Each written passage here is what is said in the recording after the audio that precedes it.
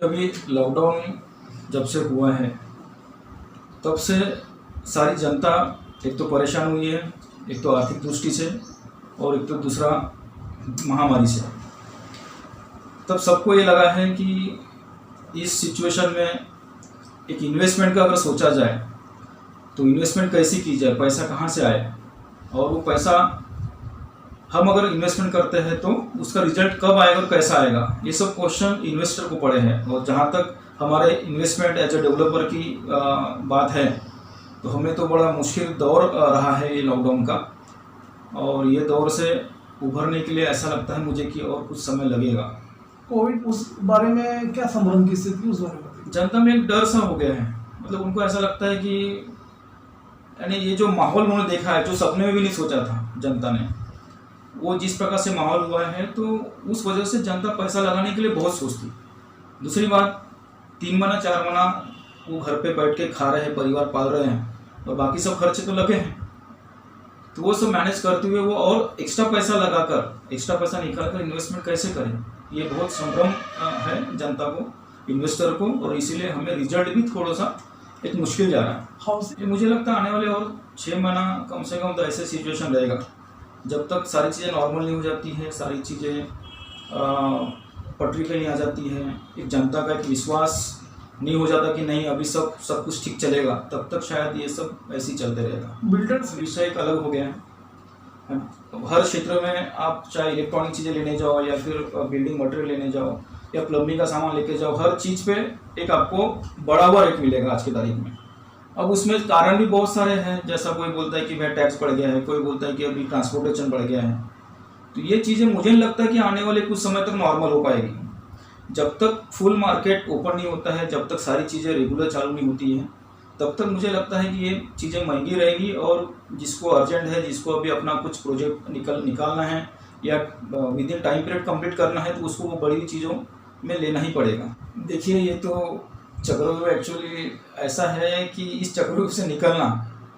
एक तो developer builder के लिए बहुत मुश्किल है,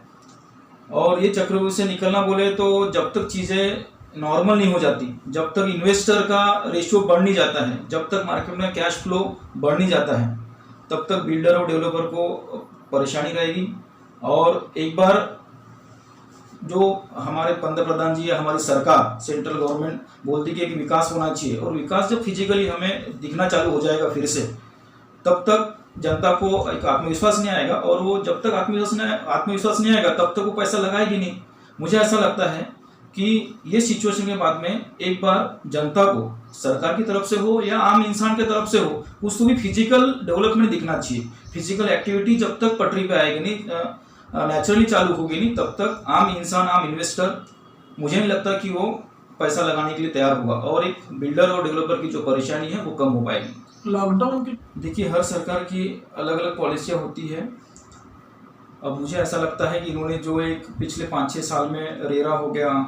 एक रियल इस्टेट एक्ट हो गया, ये सब चीज़ें इन्होंने जिस प्रकार से लाई हैं,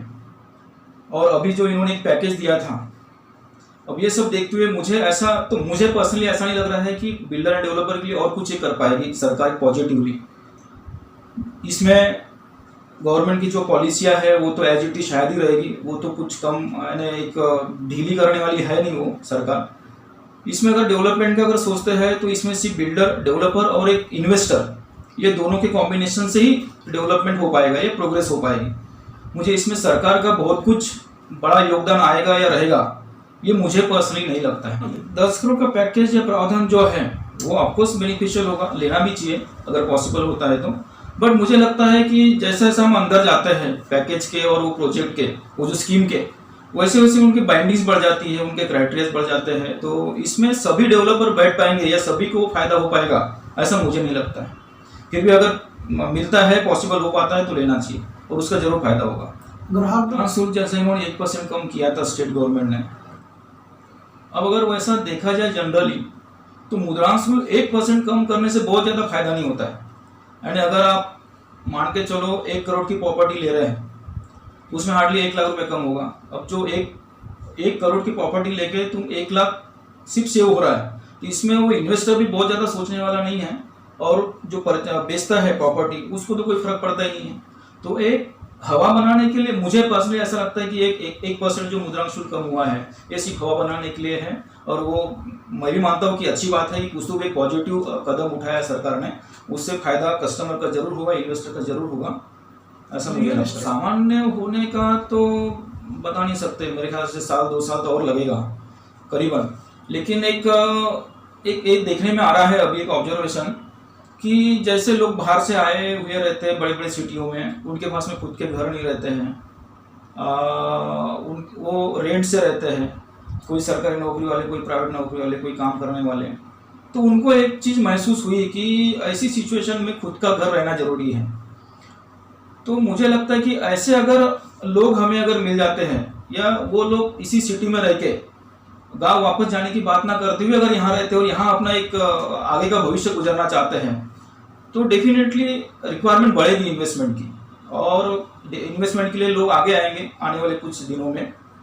और बाकी जो एक जनरल इन्वेस्टमेंट का क्राइटेरिया पर चलता था, मतलब रेगुलर इन्वेस्टमेंट करते थे लोग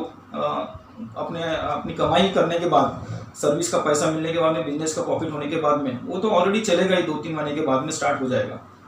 और जो रेंट से लोग रहते थे उनका एक प्रमाण बढ़ जाएगा इन्वेस्टमेंट करने का, घर लेने का, प्लॉट लेने का। तो मुझे लगता है कि रिजल्ट अच्छा आएगा आने वाले समय में। मैं प्रताप पटले, हमारे कंपनी का नाम ड्रीमलैंड इंफ्रास्ट्रक्चर, मैं 2007 से ये फील्ड में ड्रीमलैंड इंफ्रास्ट्रक्चर के साथ में काम कर रहा हूँ, और मैं as a director, as a proprietor यहाँ काम करता हूँ। हमारे प्रोजेक्ट्स नागपुर में वर्धा रोड पर हैं, और आज का सिचुएशन देखते हुए मुझे एक जनसामान्य से, एक लोगों से, अपने आपस के और जनता से एक विनती है कि जो एक कोरोना का महामारी चल रहा है, सब लोगों ने ध्यानपूर्वक अपने लाइफस्टाइल का ध्यान रखना चाहिए, अपने